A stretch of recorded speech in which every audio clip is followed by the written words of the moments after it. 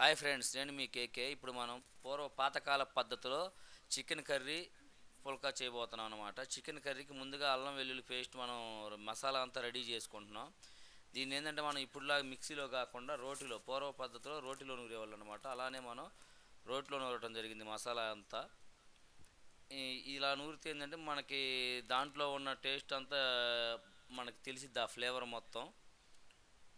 దీని ప్రాసెస్ మనం మినిమం ఏంటంటే ఒక 3 నిమిషాలు పట్టుద్ది. అల్లం వెల్లుల్లి పేస్ట్ అంతా రెడీ చేసుకున్నాక దీని తర్వాత ధనియాలు కొబ్బరి కూడా వేపుకొని చేసుకోవాలి. ఇదివరకు రోజుల్లో మన అప్పట్లో నానమ్మలు తాతలు అలా చేసి, ఇప్పుడు అందరూ ఏంటంటే మిక్సీలకు పడుతున్నారు. మేమేంటంటే అలా కాకుండా ఆ పద్ధతిలోనే తయారు చేయడం జరిగింది. మసాలా ఐటెం మొత్తం ఇలా మసాలా వేసుకుంటే మన కూరకు కూడా బాగా టేస్ట్ ఉంటుంది అన్నమాట. ఇదంతా రెడీ చేసుకున్నాక దాన్ని ఒక పేపర్లో వేసుకొని మనం తీసుకొని వెళ్ళి చికెన్ కర్రీ ప్రిపేర్ చేయడం జరుగుతుంది. మీకు ఇప్పుడు చికెన్ కర్రీ ప్రిపేర్ చేసే విధానం చూపిస్తాను. అది కూడా కట్టెల పొయ్యి మీద అన్నమాట.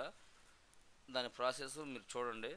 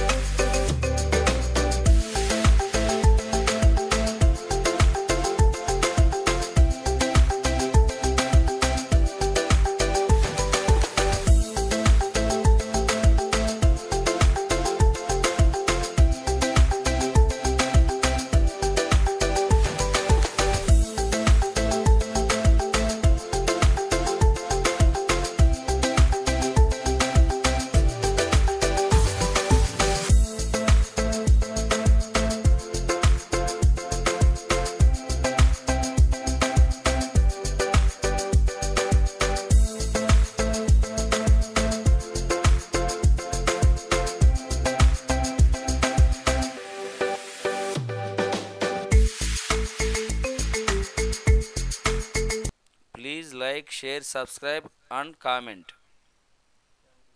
Thank you for watching.